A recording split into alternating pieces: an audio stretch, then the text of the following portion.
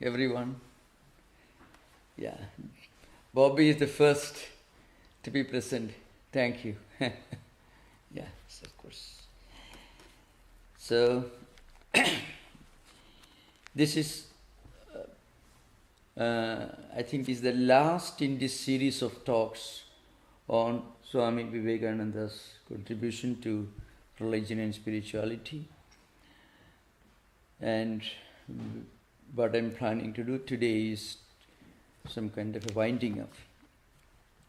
So we have seen in the last few sessions that Swamiji made some very unique contribution to many areas of learning, culture, religion, spirituality. And if you read and if you listen to Vivekananda's lectures, if you read the complete works of Vivekananda, you may get the answers to many of the unanswered questions that frequently we ask about religion. Not only Hindu religion, but religion in general. And Swamiji, in a way, represents a new awakening because he projected many groundbreaking ideas of not any particular one religion, but of the general spiritual aspirations of humanity. So, anyone who belongs to any religious tradition or no religious tradition, including atheists and agnostics, will find in Vivekananda's ideas some positive message, a synthesis of idealism and realism, and an importance of the practicality, the pragmatic utility value of religious principles, the synthesis of religion and spirituality on the one hand, science and technology on the other, the concept of synthesis and harmony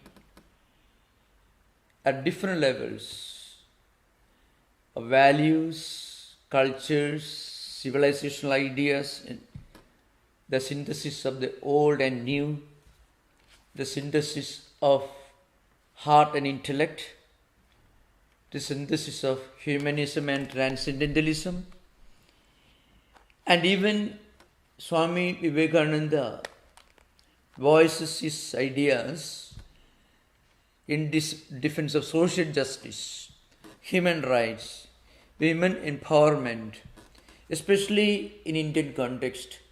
We already discussed this subject. So, you find a number of groundbreaking ideas in Vivekananda. And one of the most striking aspects of Vivekananda as a prophet of universal religion and practical Vedanta is his strong condemnation of the dehumanization of a large sections of society, large sections of people in general, and the social injustices carried out by different religious hierarchies, not any particular religion, but practically all religions fall into this category. At the beginning, you have a great spiritual teacher who is so universal, is so humane, and so spiritual in the true sense of the term.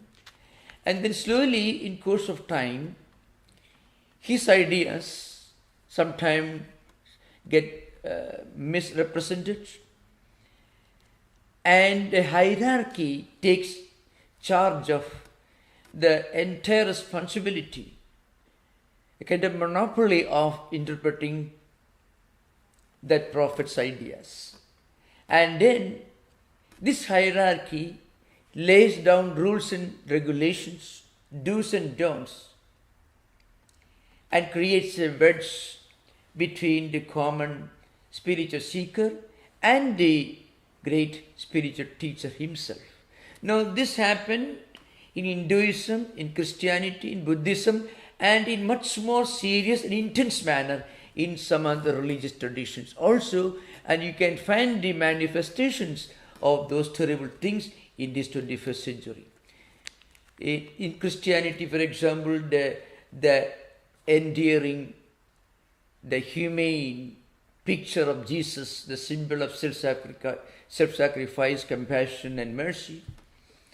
In Buddhism, Buddha, the embodiment of compassion and humanism in its most universal implication. Hinduism, which originally looked upon the entire humanity, not only believers in God, but even non-believers, as one spiritual family, which is the very essence of Vedanta, which later degenerated into different hierarchies, casteism and so on. So you can find this phenomenon happen in all religious traditions.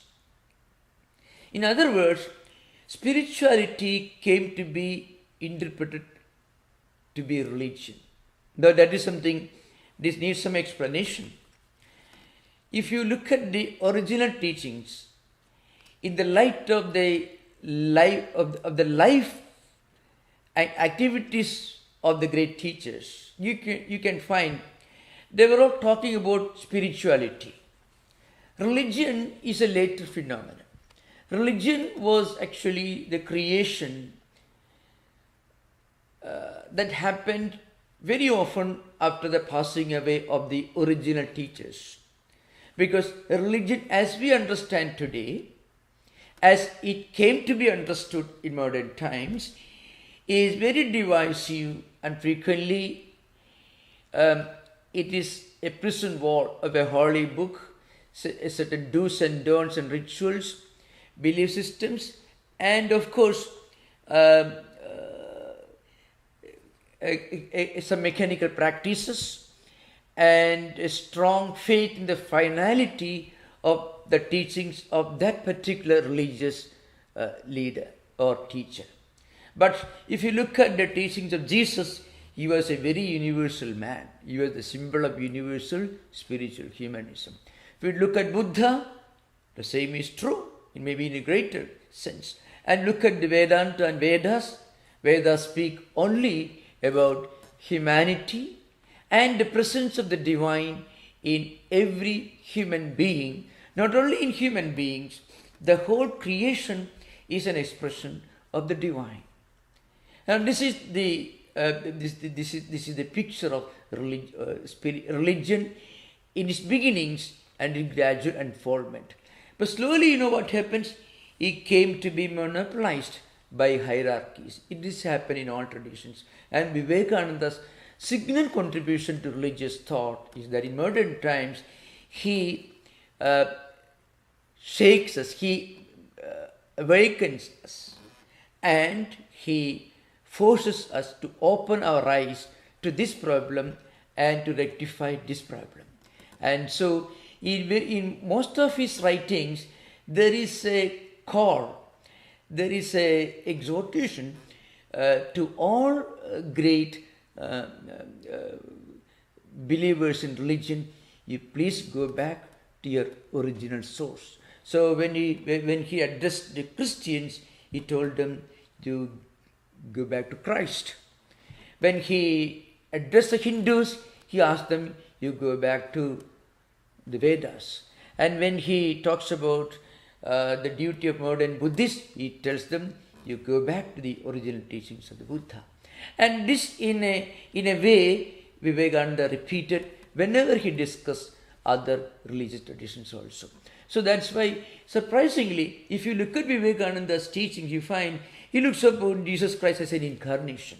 And he says that's the only way that a Hindu can look upon Jesus Christ. This is not only to Jesus Christ, but any religious teacher who inspired and taught and led humanity for centuries by his life and example.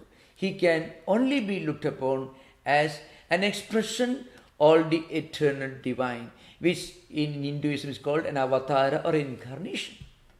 And this is true of Buddha, this is true of the great spiritual epoch makers of India like Sri Rama, Krishna, Buddha, Shankaracharya, and so on. So these are some of these unique contributions. I mean, he reminds us of the fact that somehow we lost touch with our original base, and we should reconnect ourselves with our original base. This is the recurring theme in Vivekananda's writings. And in the process, he talks about universal religion, he talks about the transcendental unity of creation, he talks about practical Vedanta, and he talks about the synthesis of East and West. This also actually is a great contribution. Even if you are not a believing temple goer or a church goer, still you can appreciate when Vivekananda talks about the harmony, unity, oneness, the East and West of science and spirituality, of the old and new. There are many things we have to learn from our own heritage. And something very interesting which will be very relevant to our times. Swamiji speaks about the need to retain and to make use of our own spiritual heritage. If we forget and if we disown, if we disinherit ourselves of our own wealth, we will become paupers, beggars, cultural beggars, spiritual beggars. That's why he says we should get inspiration, draw inspiration from the teachings of the past masters. So today I can give an example of how and why it is relevant in our own times. Today there is a tendency among many thinkers. Well, we need not remember the name of Buddha. All that matters is you should practice Buddhism. And we need not worry about Jesus Christ. But we must practice the teachings of Jesus. Or we need not remember the great prophets of the Old Testament. But we should practice the teachings of Moses. Now, again, we need not worry about the great spiritual teachers of Hinduism. All that is needed is to practice this universal value. Can we really practice a value completely forgetting the great teacher who first articulated that value for the benefit of humanity? Can we completely detach great teachings like compassion, mercy, forgiveness, all these great teachings of Christianity? Can we detach them completely from Jesus? When we forget the living symbol of these great values, then they become like bubbles, like cloud, pieces of clouds floating in the air. If there is a strong wind, everything will be blown away. We can't forget the roots and imagine we can sit on the top branch of a tree. The tree will fall down if there are no roots. Similarly, there is a trend in modern times, and it goes by the name of a very captivating, apparently externally very attractive term, interspirituality, which means some kind of a universal, imaginary, non-existent bubble or cloud floating in the sky, a thin patch of cloud floating in the sky. So we need not worry about rituals. We need not go to church. We can practice Christianity. We need not go to the synagogue, and we can practice the teachings of Judaism. You need not go to temples. You sit in your room and you can drink your coffee, watching the TV, and practice Vedanta. It is impossible. Not only is pure self-deception, it is also some kind degree of hypocrisy. So that's why Vivekananda repeatedly exhorts Christians, you go back to Christ. He asked Indians or Hindus, to be specific, go back to the Vedas. And actually, to be very frank with you, he didn't just stop with an exhortation, with a call. He actually had planned or dreamed of, rather, of building a Veda Vidyalaya, Vedic institution in his own birthplace, in the town where he was born, which perhaps did not have a Vedic tradition as some other parts of India. And today the Veda Vidyalaya is a reality. Vivekananda wanted the Veda Vidyalaya to be founded in Belur. Now it has become a reality. So, what I mean to say, these are some of the important contributions he made to our times, because these are very turbulent times. The problem with the emergence of information technology, internet and so on, any superficial catchy idea can get acceptance and authenticity if it is viewed and appreciated by enough number of people who are also looking for something simple, superficial, not anything very deep. And so Vivekananda says, we should not forget the ground on which we are standing. We should not forget the foundation on which the house in which we live stands.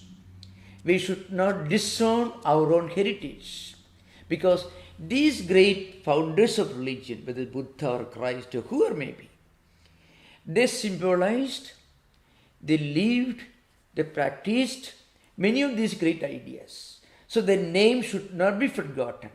You forget their names and you take all their ideas, it is not only some kind of spiritual piracy, it is pure theft and robbery, because you take everything from Christ and you deliberately forget his name.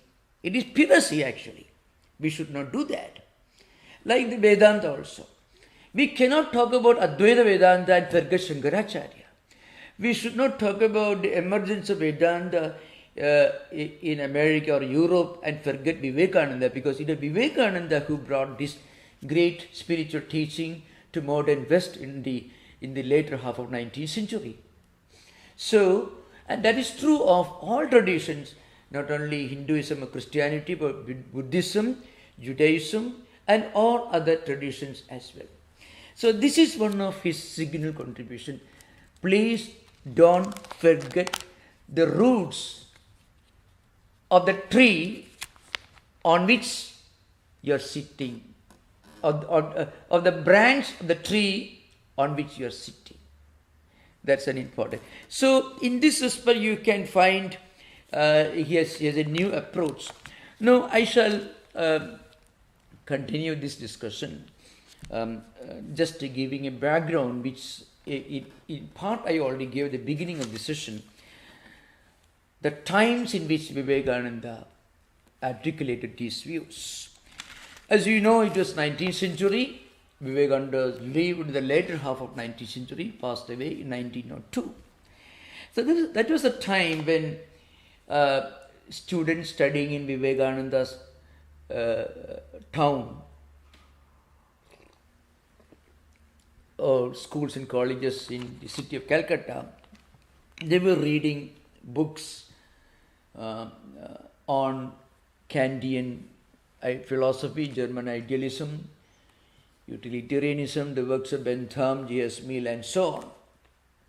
So Vivekananda himself quotes, he doesn't quote, but he refers to an important statement from Critique of Practical Reason. Immanuel Kant is the most important book after Critique of Pure Reason. His second book, Critique of Practical Reason, he says, act on that principle which may be regarded as a law universal. That is Kant in the Critique of Practical Reason.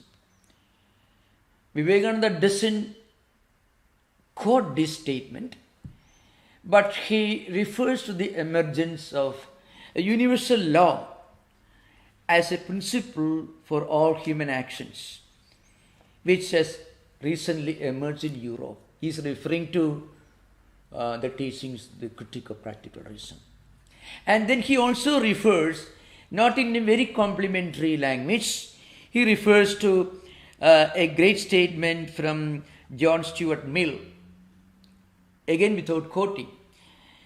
He, of course, he strongly criticizes this kind of this blunt and empty utilitarianism.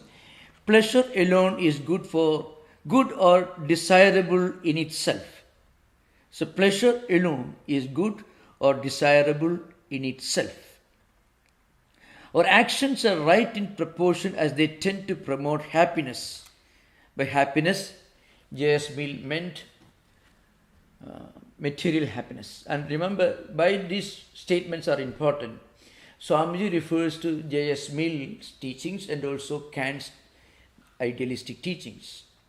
And of course he refers to Hegel. But utilitarian philosophy and German idealism were the raging philosophical trends discussed and often debated about in the elite universities of India at that time, very much like the big university towns of Europe. And of course, he also talks about the dark age in the history of European philosophy after the 4th century AD onwards till the emergence of Immanuel Kant. There was no serious philosophy as such in Europe. There were certainly great thinkers and philosophers that you cannot, perhaps the European continent cannot actually think of a greater thinker, a greater philosopher, a greater idealist than Meister Eckhart. But he was branded as a theologian. Of course, I'm talking about the period between the 4th century AD and the 18th century. So, but then many of these great thinkers who actually made great contribution to the totality of European thought were branded, or maybe they were degraded at a lower level, calling them theologians. So Swamiji strongly revolts against this trend. Now, in this context, Vivekananda says, we should not forget the philosophical heritage of the ancient Greece and Rome, and especially Greece. In his writings, especially in his lectures in Europe, in London, and also in many of his lectures that he delivered in America after the Parliament sessions, you can find him complimenting the contributions of Socrates, Plato, Aristotle, and also even Neoplatonism without clearly mentioning those terms. Now, in this context, what is Vivekananda's contribution to religion and philosophy? Well, his main contribution was he asserted that both science and religion needed each other, and both needed correction, which means religion needed correction in the light of science, and science needed correction in the light of religion. So, both Kant in his way, and in different sense, J.S. Mill, two polar opposites, cutthroat utilitarianism and the exalted idealism represented by Kant, and the utilitarian teachings represented by J.S. Mill. Both neglected this one very important aspect. That is, we need both science and also religion. Science needs correction in the light of religious teachings, and religion needed correction in the light of science. We have to think of the treatment that religious hierarchies meted out to Copernicus, Galileo, and many others, Haber and others. So, religion refused to accept the importance of science and scientists. And science as a retort totally repudiated the authenticity of religion. So that's what happened after the emergence of Charles Darwin, radical humanism of the socio-economic revolutionaries like Karl Marx, Engels and others, and also many of the modern thinkers which eventually resulted in the emergence of neo-positivism. So one important contribution was both science and religion need each other's company and need correction from each other. Second important contribution was the universalization of Vedanta teachings, Vedantic teachings. This is also another important contribution. It was during this turbulent times in Europe and also in the East Coast towns of America that Vivekananda came to this country. And he said, religion can have a different meaning. Remember, he did not join those who were criticizing Christianity, especially the evolutionists, who were Darwinists, sort of the followers of Darwin, or the followers of these modern revolutionary trends in socio-economic political theories like Karl Marx and Engels. Vivekananda did not join them in criticizing Christianity. Rather, he defended Christianity. Of course, you can't say he defended the church. If you want an example why this is so important, I can just try to substantiate this view in the light of what happened in the Parliament of Religion itself. I mentioned this earlier. Vivekananda came to the Parliament of Religion without a recognized authorization letter from any organization or institution in India. But he was immediately accepted and applauded, appreciated by the American listeners. 4,000 eager intellectuals who are gathered in the Columbus Hall. They all listened to him. And remember, he was not trying to appease them by telling them what he thought they wanted to hear. Rather, he was speaking about what he believed in. He was speaking about the universal dimension of all world religions. He was talking about the common spiritual ground of all world religions. So there was nothing for him to appease them with.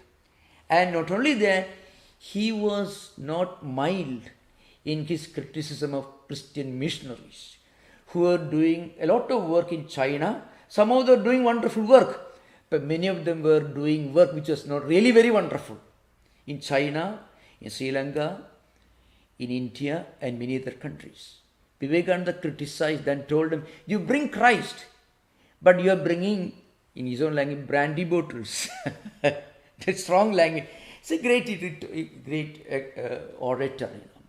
So, what Vivekananda told them, there are great missionaries. Actually, Vivekananda himself was a student in the Scottish Church Missionary Institution, which was at that time called General Assembly's Institution. And not only that, it was a professor who was teaching William Wordsworth's poem, Excursion, who actually directed him to his own guru, remember. And Vivekananda was an agnostic. And this man, this Professor Hastie, was from Scotland.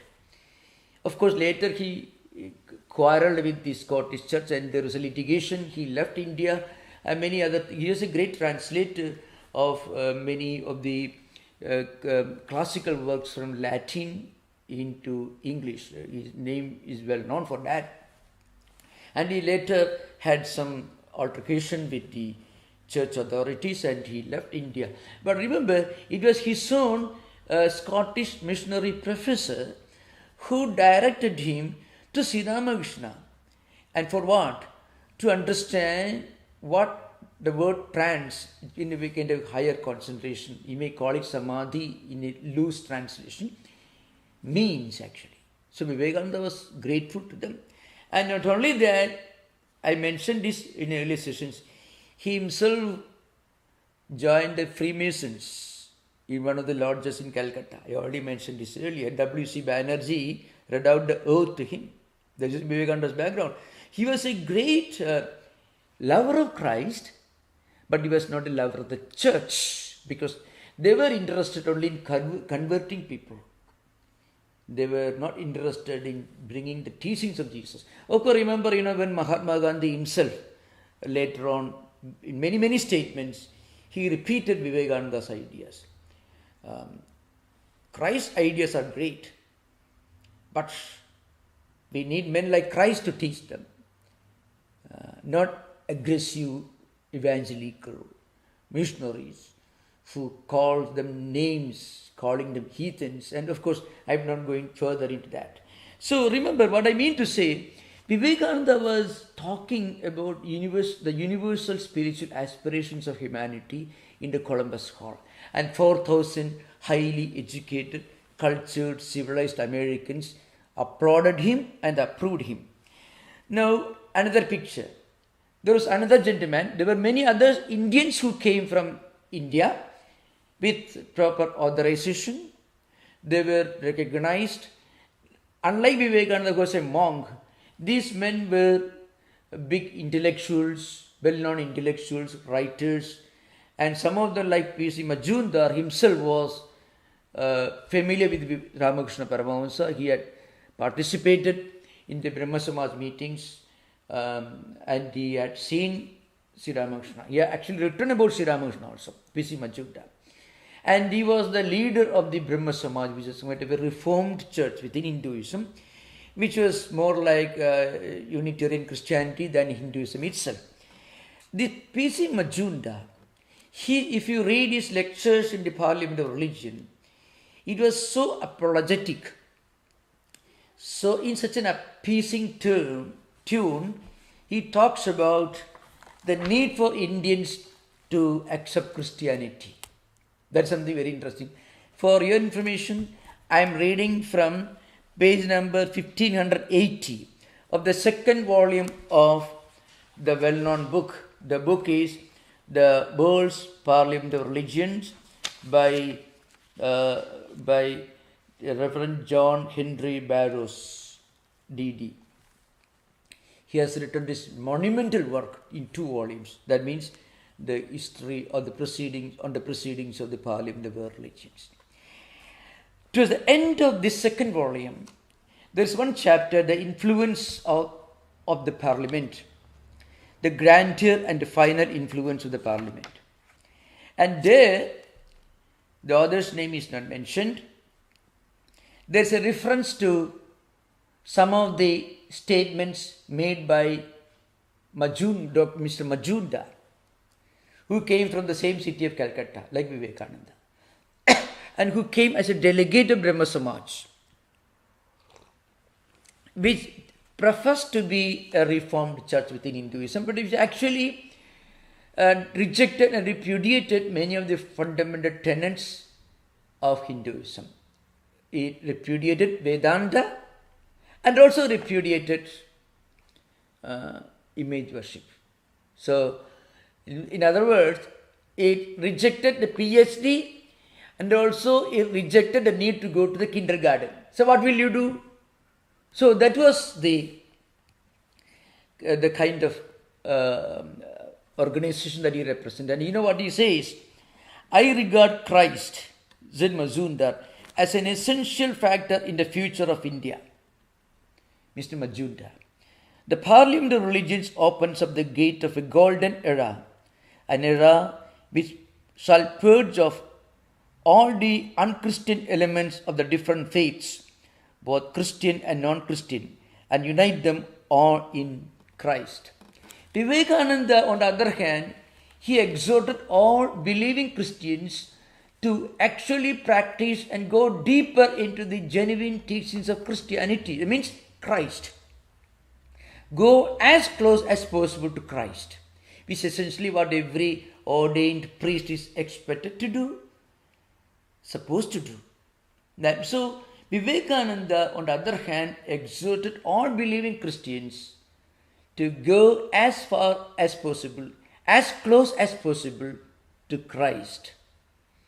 Majumdar, on the other hand, wanted all people to be united in church, because in Christ he didn't mean, sorry, in the word Christ that he uses, he doesn't really mean the genuine, the great spiritual teachings of Jesus Christ, but he meant the teachings which is handed down to people all over the world by the institutionalized church. So that's a difference between Mr. Majumdar and Vivekananda. Majumdar tried to talk to them in the way he expected, he thought they will be happy to hear, and they did not appreciate him much, because we don't hear much about Mr. Majumdar's further visits or lectures in the West. But Vivekananda, on the other hand, when he talked about the universal dimension of the teachings of Jesus, he talks about the universal teachers, universal Christ. Going beyond the historical event, you have to think of the eternal spiritual fundamental teachings of Jesus Christ, the great spiritual teacher of humanity. So that's the difference. And these 4,000 people assembled in Columbus Hall applauded Vivekananda. So you find after the Parliament of Religion, Vivekananda had to continue in the United States, travel all over the country, came to Northern California, came to our near a place 5 miles away from our own Olima retreat here. He was in the Bay Area, and he, of course, I'm not going to those details. You can read in the small book Swami Vivekananda in San Francisco, a small book written by Swami Ashokananda later. So what I mean to say, on the one hand, the authorities were trying to parade the supposed superiority of one religion, where Vivekananda talked about the universal spiritual aspirations of the whole humanity and the need for all of us to go beyond the apparent diversities and united in the fundamental spiritual teachings which are central, which are common, which constitute the foundation of all the holy scriptures of the world. And these 4,000, 5,000 Americans who assembled in the Columbus Hall applauded, they appreciated, and as a result, he had to continue in this country for almost 4 years, and he continued traveling and giving lectures in America. And this is the result that today you find in the list of the prominent visitors who came to America, Vivekananda's name is mentioned. And I'm just giving a picture of this contradiction. Now, why was Vivekananda appreciated? Those of you who are interested in the cultural history of America, you can very easily relate this. I mentioned this in passing during the earlier sessions. The emergence of transcendentalism, the Christian Science movement, and of course many other Oriental traditions, how they were becoming popular in America. As we all know that Ralph Waldo Emerson spearheaded the Transcendental movement, and he was the first American to reconcile Eastern and Western thought, and thereby create a background, a landscape for Vivekananda's. I don't use the word triumph. It is wrong to use. I don't use the victory, rather Vivekananda's work in America, because these are all not the correct terms to use, in my opinion. Vivekananda came, because there was something so wonderful he could give, and Americans had this wonderful intellectual and spiritual background to appreciate it, though it came from a total stranger, and it was the door opening to an entirely new and uncharted waters of a different religious culture. Now, you can see, if you read Emerson's work like ethnical scriptures, the Brahma, and of course the Hamatreya, which actually talks about, it's a poetical word, it's a poetry which talks about the humanity's relationship with the cosmos, nature's beauty and grandeur. And also his essays on Plato, fate and illusions. All these works, both essays and also poetical works like Hamadryas, reveal Emerson's peculiar attraction towards the Oriental, especially Indian mystical traditions. He had already become familiar with Gita, with his translation of Charles Wilkins, which was published, I think, in the year 1785, and a copy of this book was gifted to Emerson by the social critic, Mr. Carlyle, British social critic Carlyle, historian. And again, Henry David Thoreau, on the other hand, he also used his Eastern thought, his familiarity with Eastern thought as an Oriental embellishment to give a universal dimension to some of his writings. And again, we cannot forget the role of the Christian Science movement. There is a statement in a biography of Mary Baker Eddy, who is the founder of Christian Science movement. This particular passage is found, and this is from the biography of the great personality Baker Eddy, Mary Baker Eddy, who was the founder and the discoverer of the Christian Science. Swami Vivekananda, who was creating something of a sensation at the Parliament and introducing thousands of Americans for the first time to the world of Hindu thought, was observed to be listening to Mrs. Eddy's speech with concentrated attentiveness. So Vivekananda was listening. Of course, we should remember Mary Baker Eddy perhaps did not directly address the Parliament in person. Rather, she delegated this task to one of her own followers, that is Miss Judge S.H. Hannah. So, in this address, you can find there an echo of some of the fundamental ideas of Advaita philosophy. That is the address, Miss Eddy's address, Mary Baker Eddy's address, read out by Judge S.J. Hannah, who was delegated to read out her address to the Parliament of Religion.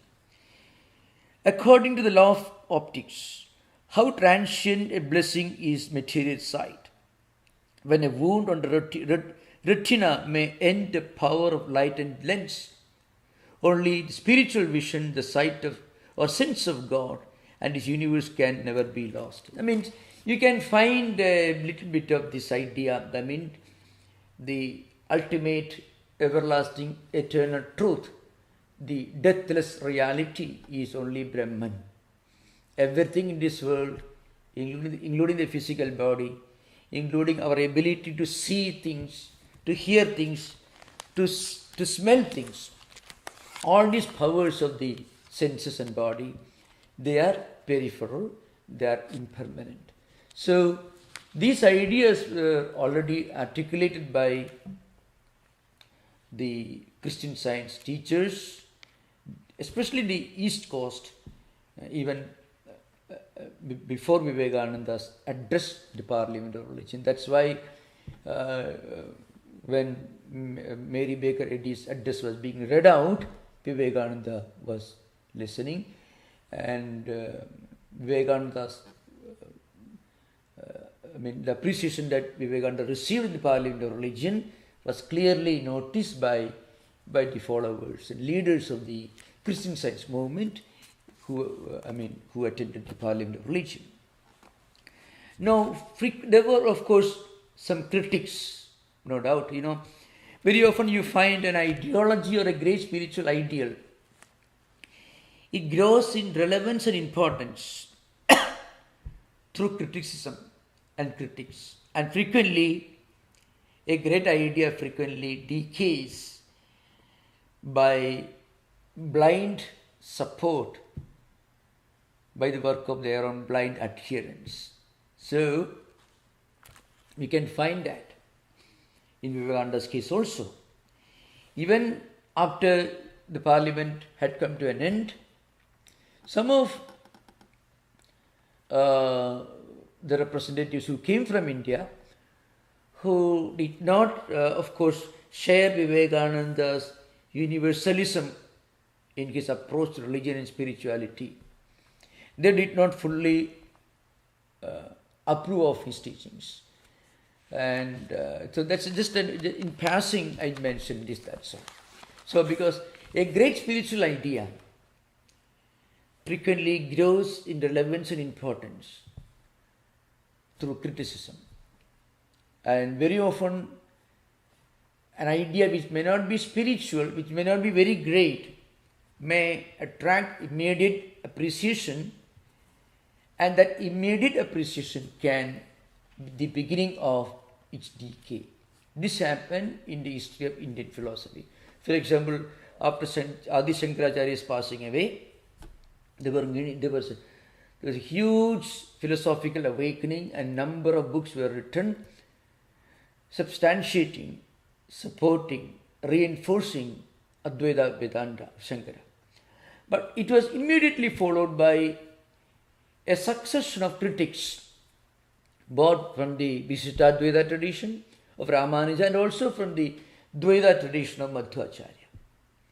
And these objections actually inspired a strong defense.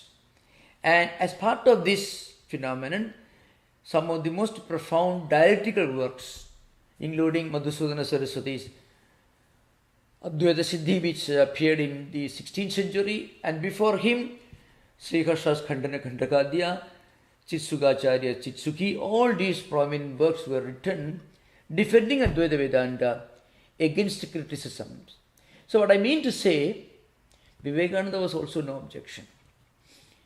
There was a great uproar because many of the original organizers of the Parliament of Religion were not expecting that a total stranger coming from India will create such a sensation, and he will leave his footprints, which continued expanding even to our times, and eventually universalism, spiritual humanism, acceptance of all religions as different parts leading to the same spiritual goal. These ideas had to be accepted, maybe not in writing, but at least in informal conversation, by most of the leaders of different denominations of non-Hindu traditions. So today you are finding that.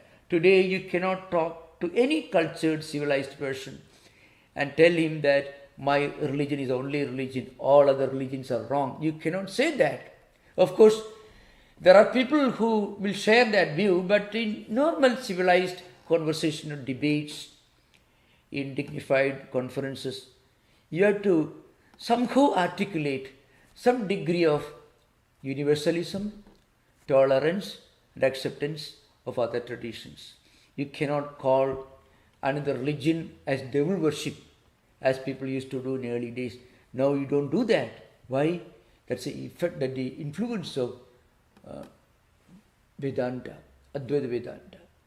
And that for that we are indebted to this large number of people who gathered, who applauded Vivekananda in the Columbus Hall, which is actually the beginning of a chain reaction which continues to our own times. So this is one important aspect. Now in this respect you can find this influence, the echo of Vivekananda's work in America and Europe, of course, did not go unnoticed by some of the most prominent historians of 20th century. I already mentioned Toynbee, because I mentioned Toynbee again because his mega history, his huge historical work, 10 volumes, that is a study of history in 10 volumes published in intervals between 1934 and 1954. And the abridgment is available in 2 volumes. And now, Toynbee had a poetic and intuitive approach to this mystery of unfolding of human culture and civilization. And he says, in one context, he says, there was a criticism of Toynbee in the Life magazine. And the Life magazine responded with an editorial against Toynbee. Why? Because Toynbee said that civilizations come into being to provide an opportunity for the fully fledged higher religions to come to birth. Civilizations come into being to provide an opportunity for the fully fledged higher religions to come to birth. This is Toynbee. So he was actually a great admirer of religion in its most universal sense. Of course, he criticizes narrow-mindedness in all religious traditions. He criticizes casteism and some of the problems of social injustice within Hinduism. And also he criticizes the persecution of the scientists, Galileo and Copernicus in Europe by the church. All that he does, like what happened in the Arabian Peninsula in the 9th century, 8th century. All that Toynbee subjected to strong criticism. But still Toynbee emphatically makes a point. He says that civilizations come into existence to provide an opportunity for the fully fledged higher religions to come to birth. So religion, the emergence of higher religious thoughts, in the sense spiritual ideas. We are not talking about hierarchies. We are not talking about blind belief system. We are talking about the universal spiritual ideas which are found and which constitute the foundational rock of all great spiritual traditions.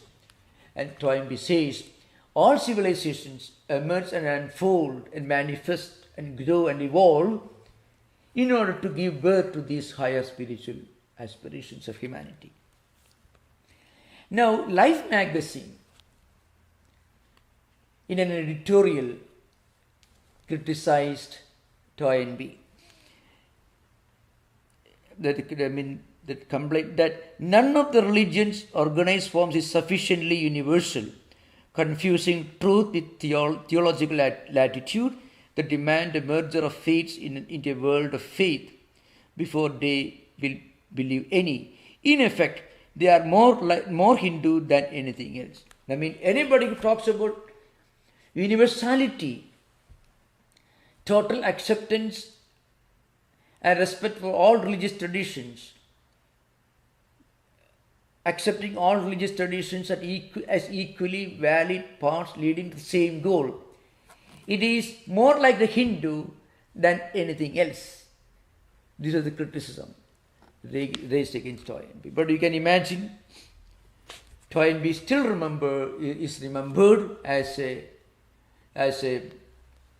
pathfinder in modern historiography.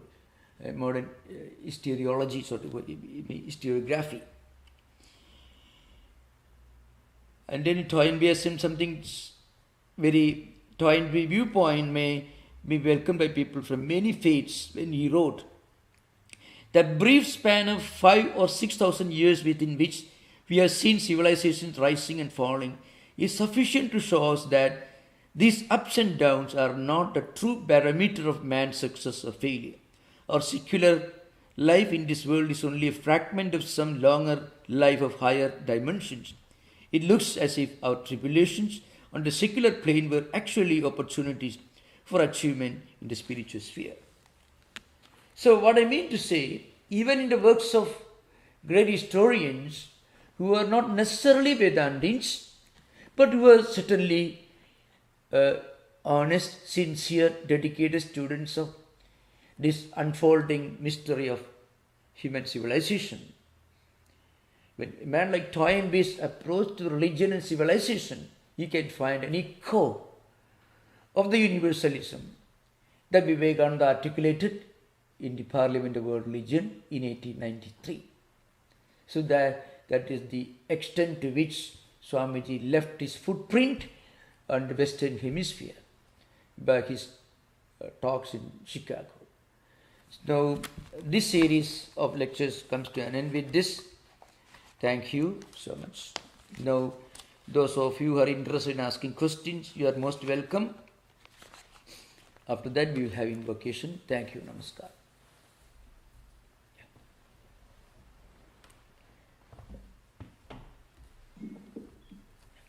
Anam Swamiji, namaskar. Namaskar, namaskar. I have a question related to impermanence, what we talked about on Friday, but also how it relates to our session this morning.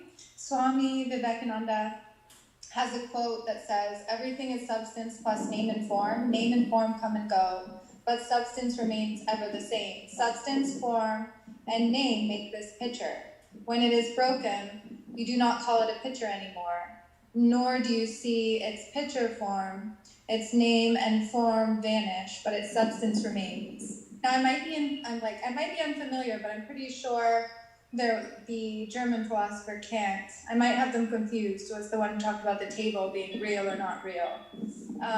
And I know you referred to him a couple times. My question is more based on substance and our root form. You were talking about religion and how everyone should identify with the religion that they were born into, suppose that they were born into one.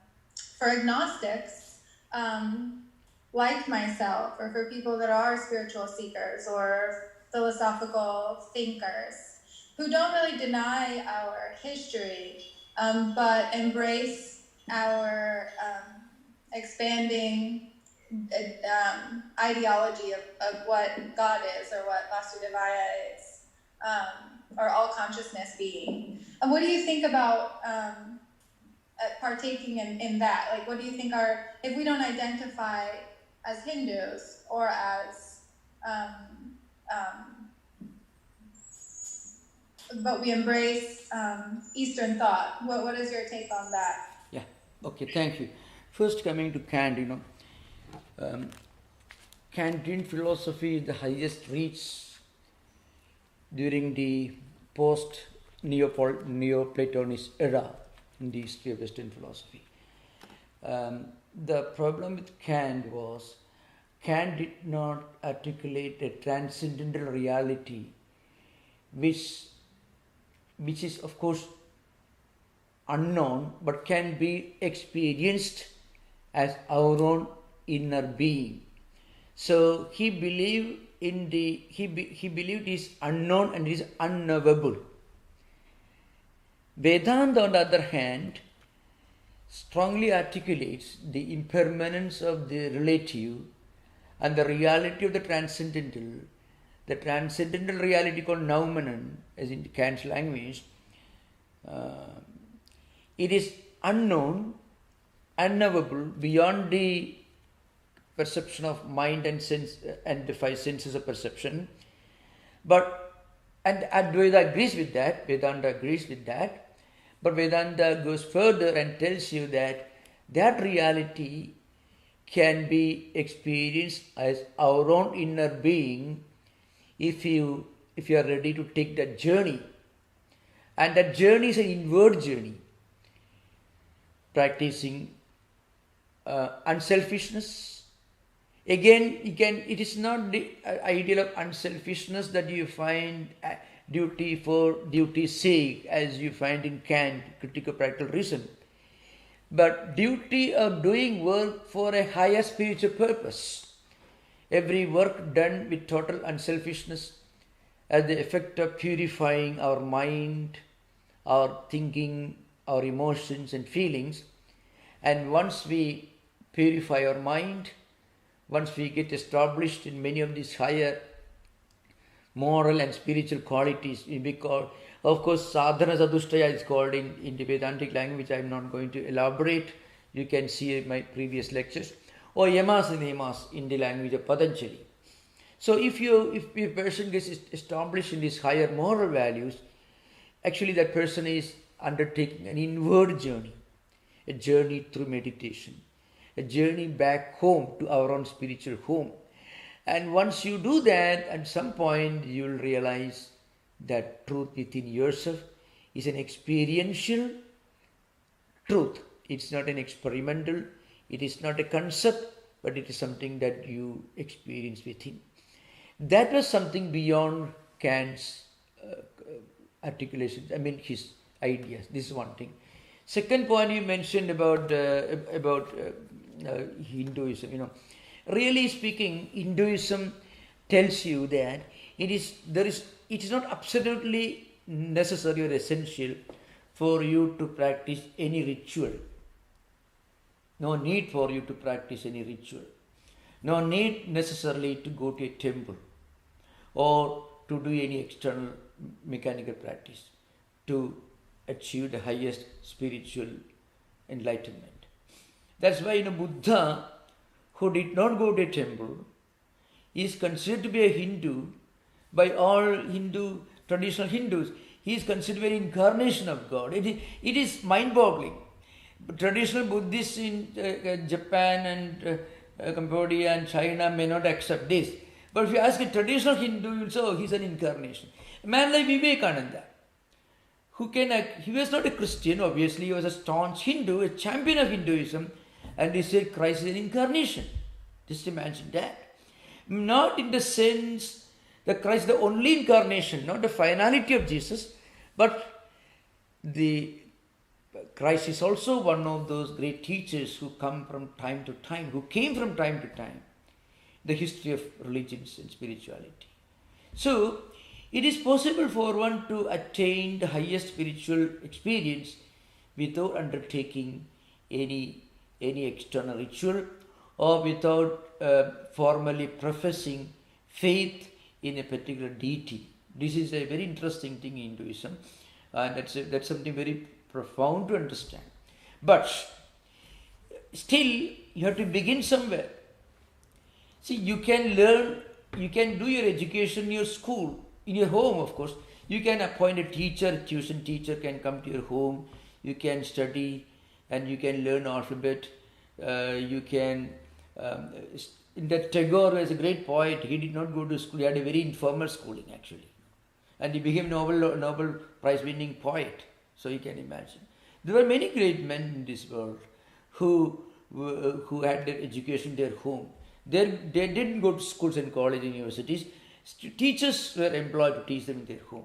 Like that, you can certainly study in your own home. That means you need not go to a temple, you need not follow a particular ritual. You can have your own spiritual self-unfoldment. But it is not easy. It is meant for the highest seeker. Look at Ramana Maharshi. Ramana Maharshi, his father passed away and he wanted to know the mystery of life and death. And he left his home. On the way, he visited a Shiva temple. You can find in his life. Again, once more, the big Shiva temple also, he visited Tiruvannamalai. After that, he was sitting in his cave all the time. But those who came to him, he asked them, if you go to temple, fine, very go to the temple. He did not decry or reject other people's requirement or needs or aspirations to visit temples or perform rituals. He himself didn't do that. So Hinduism is so universal. You can be spiritual without being religious in the conventional sense of the term, word religion. But you have to practice you have to practice in your life certain higher values, then you can be spiritual. So it's possible. That's what Gandhi was a staunch Hindu. He did not go to temples on a regular basis. He did not perform in ritual, but he was proud of his Hindu faith.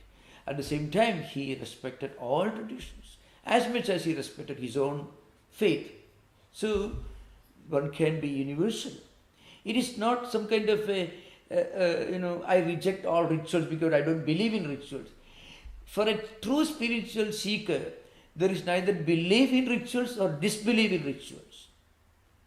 See, if you are getting your education in your own home, a tuition teacher coming to your own home, you can't tell, no, I don't believe in going to schools.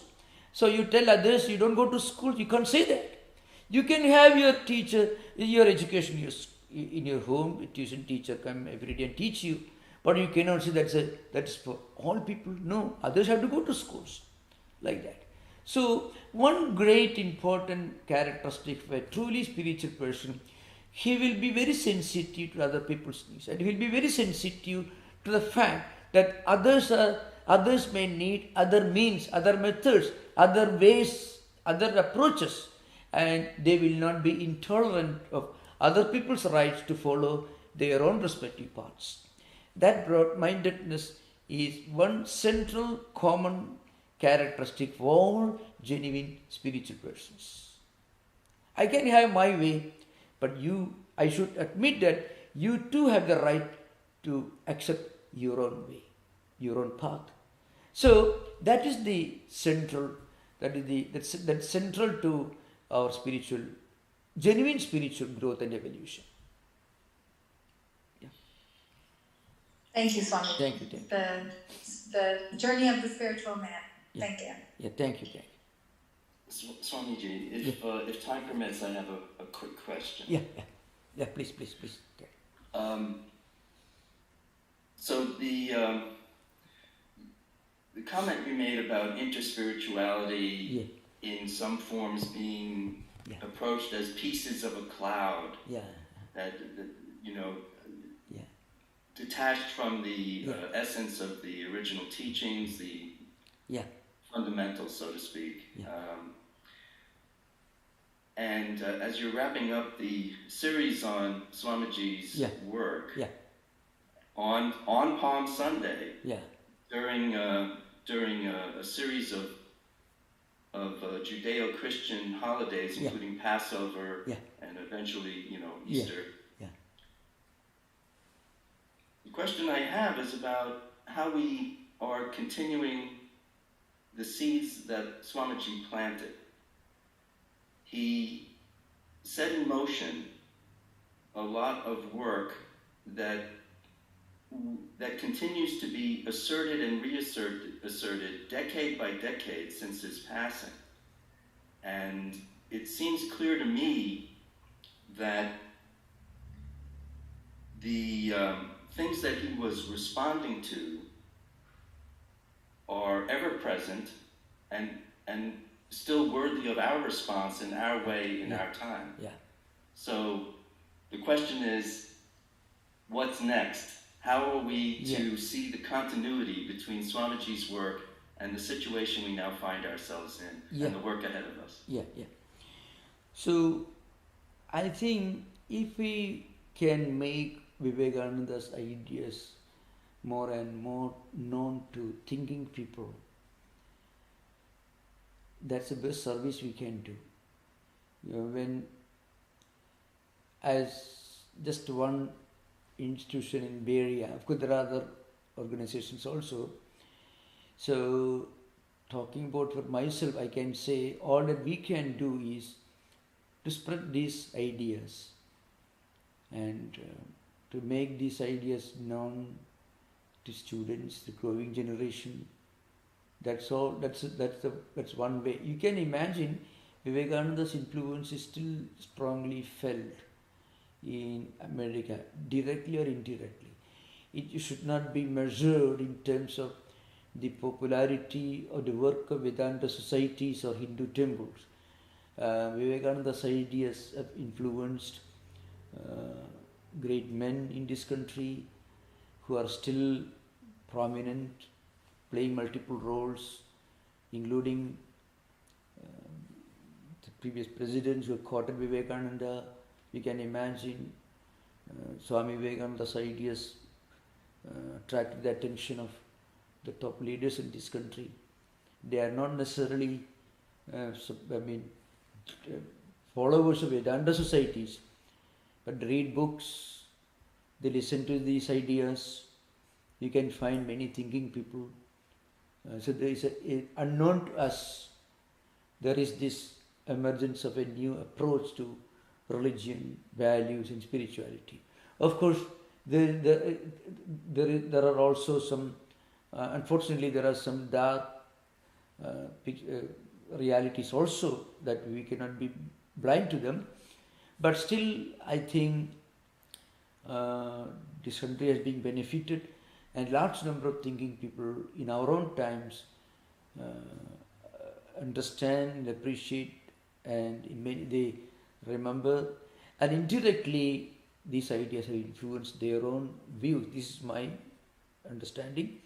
As for interspirituality, I want to make that point very clear. You mentioned that. What I meant, interspirituality is a grand idea, because it emphasizes, it implies the acceptance of some of the universal spiritual teachings in all traditions, without emphasizing so much the institution, the organization, the institutional or the organizational or the ritualistic aspects. The great idea, that's good. Now, there is a trend among some, not all, just a few maybe, among them, to condemn the practices, the rituals. Rituals themselves do not constitute the essence, but rituals are needed because rituals give substance for the beginner. The beginning stage of our spiritual life, we need to do something. You may go to a place, you may listen to lectures, you may sit there, meditate. This is essential for any person to begin with.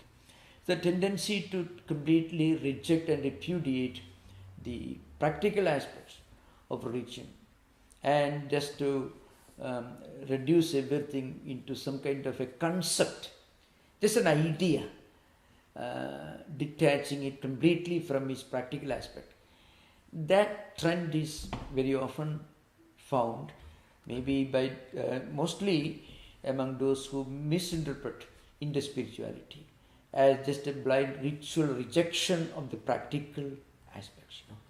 Because rituals and practices are the only means and ways by which this great idea can remain alive in the minds of the masses. Again, the problem is everything can be reduced to blind rituals, mechanical rituals. That's a danger, that's a risk. But still, without these mythologies and rituals and practices, many of the great ideas of Buddha or Christ or the teachers of Judaism or Hinduism would not have survived for thousands of years without some form of organizational, institutional, ritualistic practices.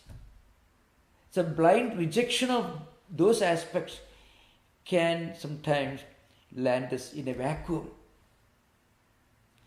Ramana Maharshi won't require rituals. Gandhi won't require them. But if a person who wants to follow this great idea, well, if somebody asks me about Buddhism, I would ask him, may say a few things, then you ask him to read the life of Buddha.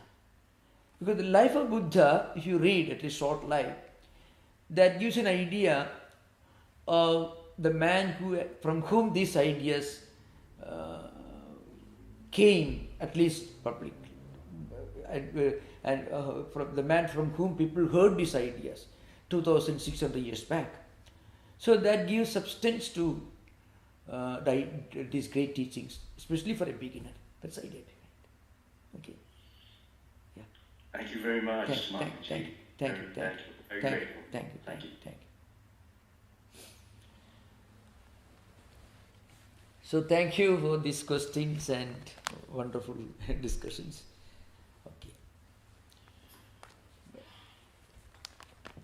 Om Asadoma Sadgamaya Tamasoma Jyotirgamaya Mrityorma Amritam Gamaya Om Shanti Shanti Shanti Harihi Om Tat Sat Sri Ramakrishnaarpanamastu. Om peace. Namaste. Yeah, namaste.